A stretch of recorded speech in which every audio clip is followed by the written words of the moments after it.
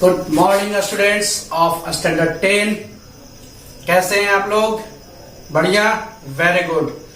आज मैं आप लोगों को एक नया पैकेज देने जा रहा हूं, फिजिक्स पढ़ाने जा रहा हूं। ओके, आज मैं आपको फिजिक्स के एपिसोड 1 में ले चल रहा हूं।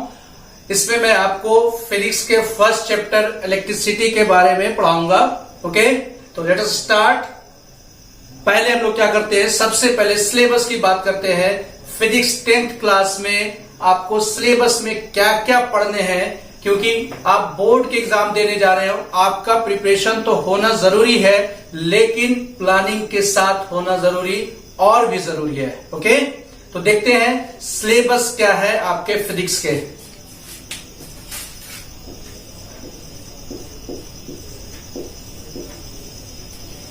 There are 6 chapters in physics you will study. Okay, first chapter name is chapter 1,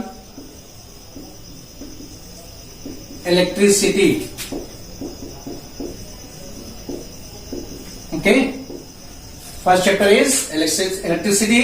Chapter 2, magnets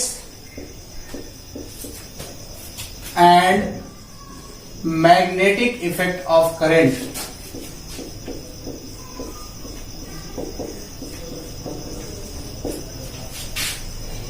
second chapter के नेम है magnets and magnetic effect of current. Okay, chapter 3 sources of energy.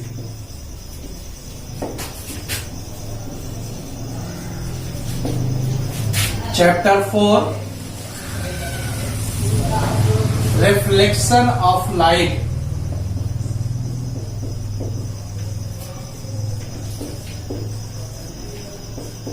Fifth chapter पढ़ने हैं refraction of light.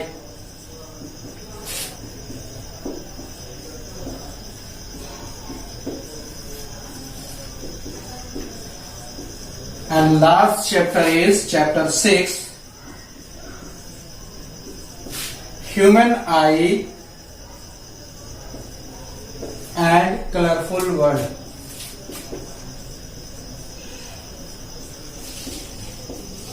Okay, there are 6 chapter.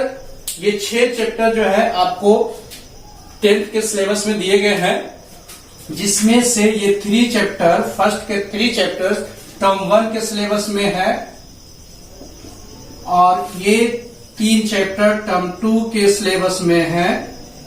और बात की जाए board exam की, तो 60% टर्म 2 से क्वेश्चन पूछे जाते हैं और 40% टर्म 1 से पूछे जाते हैं। ठीक है, तो अब यहां पे बात करते हैं टोटल मार्क्स फिजिक्स में, साइंस में, फिजिक्स में कितने पूछे जाते हैं। बोर्ड एग्जाम में टोटल मार्क्स साइंस के 80 मार्क्स के होते हैं। 20 मार्क्स आपको इंटरनल मार्क्स लेने होते हैं, तो आपके बिहेवियर भी अच्छे होने चाहिए आपके स्कूल के टीचर से। वहां से आप 20 मार्क्स गेन कर सकते हैं अगर आपका परफॉर्मेंस हर एंगल से सही हो, आपकी बिहेवियर सही हो, आपका परफॉर्मेंस सही हो, आपका रिजल्ट अच्छा हो, तो आपको 20 में 20 मिल सकते हैं। बट आपको जो मेहनत करने यहाँ पे वो 80 मार्क्स गेन करने के लिए करने हैं। इसमें से आप अगर बात करें सारे चैप्टर में से ज्यादा चैप्टर, किस चैप्टर पे आपको ज्यादा फोकस करने की जरूरत है, उसमें से आपका चैप्टर 1 सबसे पहले आता है, क्योंकि इसमें न्यूमेरिकल्स भरे पड़े हैं, इससे न्यूमेरिकल्स आएंगे ही आएंगे। टोटल साइंस में फिजिक्स से 25 मार्क्स के क्वेश्चन पूछे जाते हैं। अब उसमें 1-2 मार्क्स का आगे पीछे हो सकता है, 27, 28 भी हो सकते हैं। केमिस्ट्री में 25 मार्क्स के पूछे जाते हैं। बायो से थोड़ा ज्यादा रहते हैं, उससे 30 मार्क्स के रहते हैं, तो 25 + 25 + 30 80 मार्क्स आपके हो जाते हैं, है ना। इसमें से बात करें 25 मार्क्स में से मिनिमम 5 मार्क्स के इलेक्ट्रिसिटी से क्वेश्चन होंगे, मिनिमम। इससे मैक्सिमम एक लॉन्ग क्वेश्चन होंगे तो 5 मार्क्स के हो जाएंगे, शॉर्ट में देकर वो 8 मार्क्स के भी हो सकते हैं। दैट मीन्स कहने का मतलब इससे 5 to 8 मार्क्स के क्वेश्चन पूछे जा सकते हैं। ओके, मैं चैप्टर 2 की बात करता हूं, magnets and magnetic effect of current. इससे एक लॉन्ग क्वेश्चन पूछता है तो 5 मार्क्स का, और एक शॉर्ट क्वेश्चन 5 to 7 मार्क्स इससे भी पूछे जा सकते हैं। ठीक है, सोर्सेज ऑफ एनर्जी की बात करें, ये बिल्कुल थ्योरी पेपर है। थ्योरी चैप्टर है, इसमें कुछ भी न्यूमेरिकल्स नहीं है, न्यूमेरिकल्स में भरे पड़े हैं। Magnetic and magnets and magnetic effect भी बिल्कुल थ्योरी है, लेकिन इसमें कुछ एक्सप्लेनेशन डिराइवेशन है, इसलिए इसको कुछ न्यूमेरिकल पार्ट्स में भी लिया जा सकता है। सोर्सेज ऑफ एनर्जी में किसी तरह का डेरिवेशन नहीं है, जो आप एक ज्योग्राफी में चैप्टर में पढ़ेंगे वही चीज यहाँ पे पढ़ना है। वहां पे भी आपको कोल पेट्रोलियम इन सबों के बारे में पढ़ना है ज्योग्राफी में। अगर आप वहां भी सही से पढ़ लेते हैं तो यहाँ पे भी आपके चैप्टर 3 इजी हो जाते हैं। ठीक है, तो सोर्सेज ऑफ एनर्जी जो है वो बिल्कुल थ्योरी पेपर है, इससे ज्यादा नहीं पूछे जाएंगे, 3 to 5 मार्क्स के पूछे जा सकते हैं। ठीक है, अब मैं बात करूं सेकेंड क्वेश्चन टर्म 2 की, reflection of light, refraction of light, दोनों एक ही चैप्टर है। आप एनसीईआरटी की बात करेंगे तो दोनों को मिलाकर एक ही चैप्टर दिया गया है, यानी टोटल आपको उस हिसाब से 5 ही चैप्टर पढ़ने हैं, लेकिन रेफरेंस बुक में ज्यादातर जो है इन दोनों को अलग कर दिया गया है। रिफ्लेक्शन, रिफ्रैक्शन दोनों अलग टर्म है, इसलिए दोनों को अलग चैप्टर बना दिया गया है। तो इससे बात करें, इन दोनों से मिला करके मैक्सिमम पूछे जाएंगे तो 10 मार्क्स, मिनिमम 5 मार्क्स के तो एक श्योर क्वेश्चन रहेंगे। इसमें भी न्यूमेरिकल्स भरे पड़े मिलेंगे, इससे एक न्यूमेरिकल्स देता ही देता है।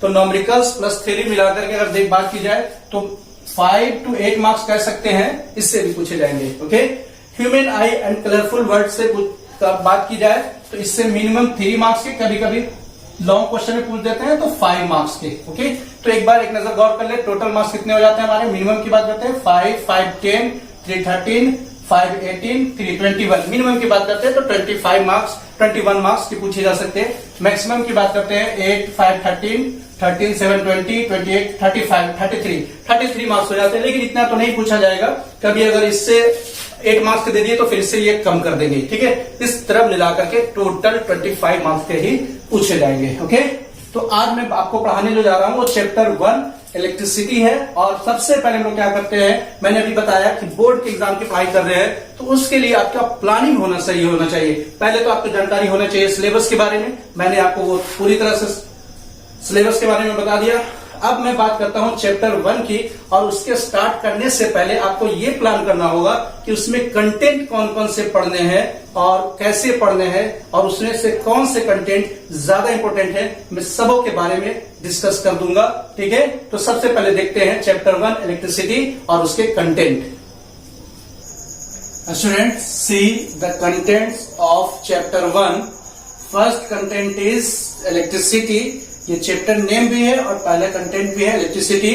सेकेंड कंटेंट है charge, then after electric current, electric potential, conductor and insulators, flow of current through a metal, simple Volta cell, electrical symbols, electric current circuit and circuit diagrams, okay, and Ohm's law, resistance and resistivity, combination of resistances, electrical energy and electrical power, and the last content is heating effect of electric current। अगर total chapter की बात की जाए तो ये बहुत ही important chapter है, क्योंकि इससे 50% मान सकते हैं कि थ्योरी है, 50% न्यूमेरिकल्स बेस्ड चैप्टर है। ओके, और इसमें भी मैं बात करूं अगर इंपॉर्टेंट टॉपिक की कि बोर्ड में किससे क्वेश्चंस आने के चांसेस ज्यादा बनते हैं, तो आप देखते हैं बारी बारी से। सबसे पहले आप चार्ज पे अच्छे से फोकस कर लें, इन दोनों के एटलीस्ट डेफिनेशन आपके याद होने चाहिए। इस टॉपिक को आप इग्नोर कर सकते हैं, कंडक्टर्स इंसुलेटर्स,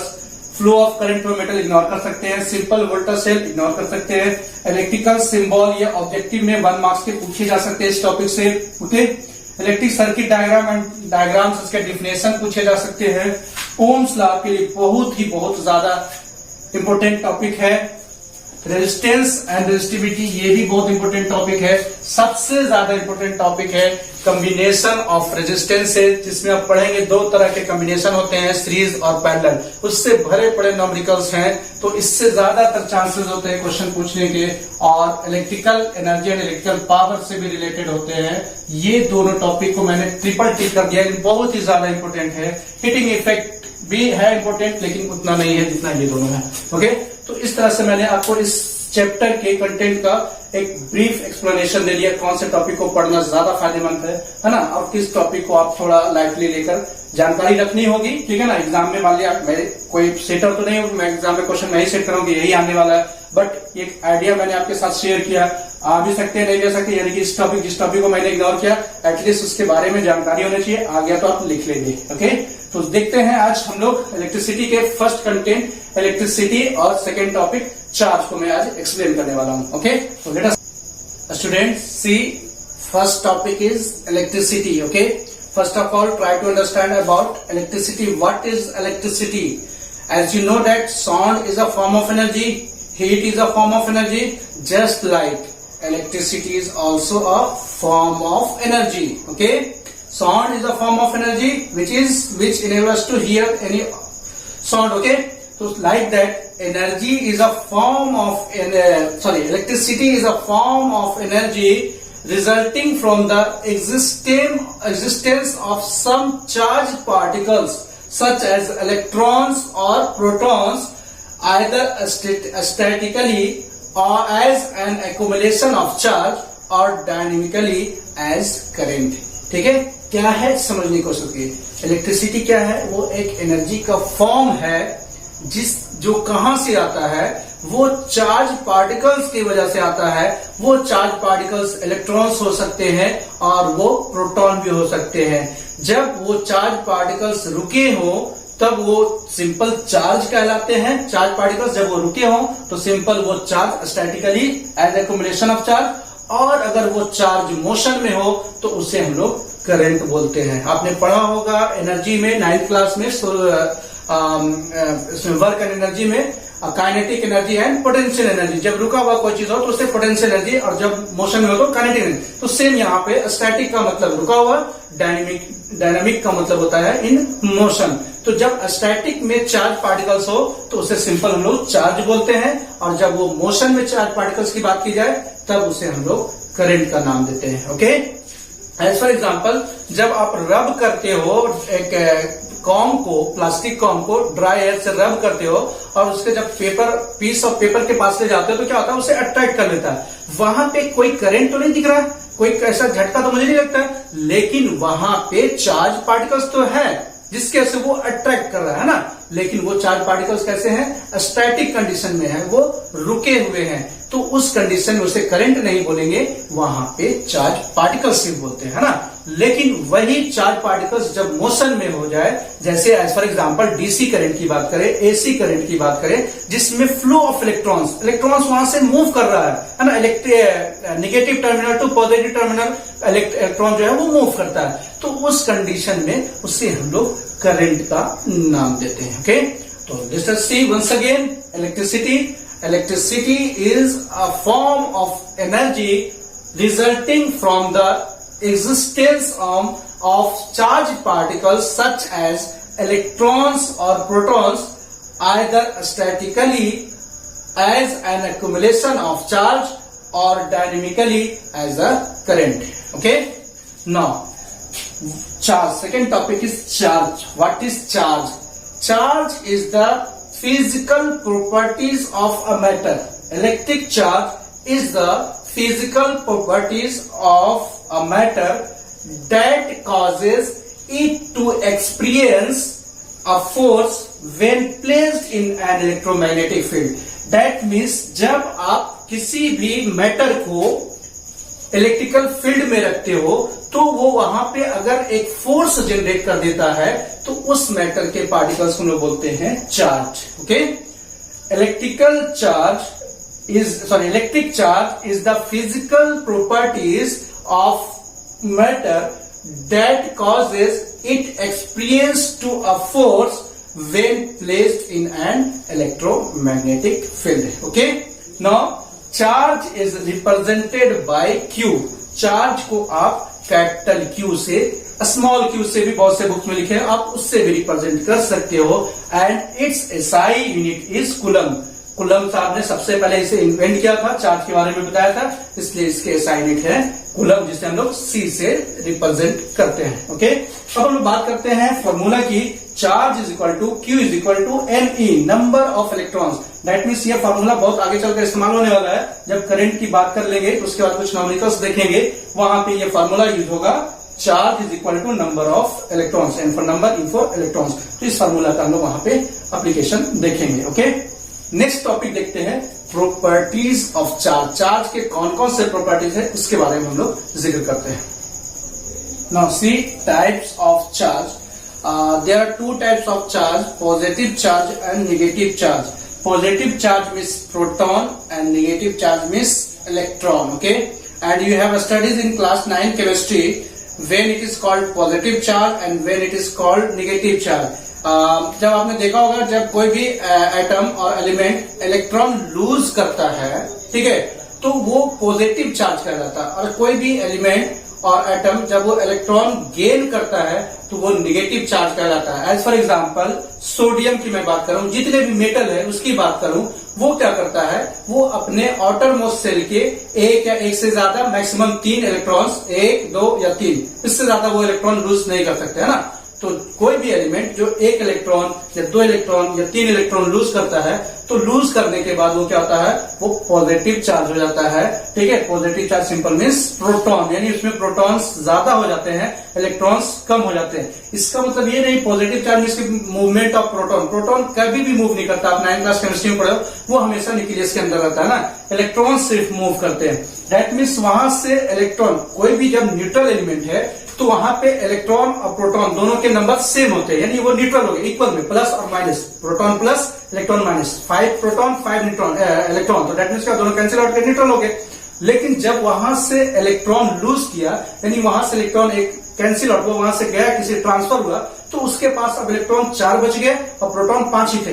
दैट मीन्स कि अब वो पॉजिटिव चार्ज कहलाएगा. क्यों? क्योंकि उसके पास प्रोटॉन ज्यादा हो गए, है ना.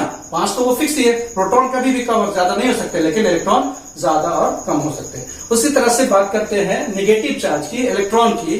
जब वो पॉजिटिव चार्ज होगा तो वो कटायन कहलाएगा, ठीक है, और नेगेटिव चार्ज होगा तो वो एनायन कहलाएगा. ओके, तो जैसे क्लोरीन की बात करते हैं, तो क्लोरीन के इलेक्ट्रॉन्स होते हैं 17, है ना, और आउटर मोस्ट में 7 इलेक्ट्रॉन्स होते हैं. उसे ऑक्टेट रूल फॉलो करने के 1 इलेक्ट्रॉन की जरूरत होती है, तो वो क्या करेगा, गेन करेगा. तो वो 1 इलेक्ट्रॉन गेन करता है, और गेन करने की टेंडेंसी को मैं क्या करता हूं, को निगेटिव चार्ज बोला जाता है ना. दैट मीन्स उसमें इलेक्ट्रॉन्स ज्यादा आ गए. 7 इलेक्ट्रॉन्स पॉजिटिव थे, सॉरी प्रोटॉन थे, 7 इलेक्ट्रॉन्स थे, है ना. तो टोटल 17 इलेक्ट्रॉन, तो 17 प्रोटॉन भी होंगे. तो 17 प्रोटॉन और 17 इलेक्ट्रॉन दोनों मिलाकर के बैलेंस में है, दैट मीन्स न्यूट्रल है. और 1 इलेक्ट्रॉन उसके पास आया तो वो 18 इलेक्ट्रॉन्स हो गए, यानी इलेक्ट्रॉन्स ज्यादा आ गए, वो निगेटिव चार्ज हो गया, है ना, इसलिए वो निगेटिव चार्ज कहलाते हैं. तो let us see the definition of positive charge और proton. An ion is an atom or group of atoms that has lost one or more electrons giving it a net positive charge, है ना. जब कोई भी atom जो है या group of atom एक या एक से ज्यादा इलेक्ट्रॉन, मैक्सिमम 3 इलेक्ट्रॉन्स वो लूज करता है, तो वो क्या होता है, वो नेट पॉजिटिव चार्ज हो जाता है. ओके, उसी तरह से just negative charge. An ion is an atom or group of atom that has gained one or more electrons, maximum 3. जब वो कोई 3 डोनेट करेगा तो मैक्सिमम 3 कैच कर सकता है ना, giving it a net negative charge an ion.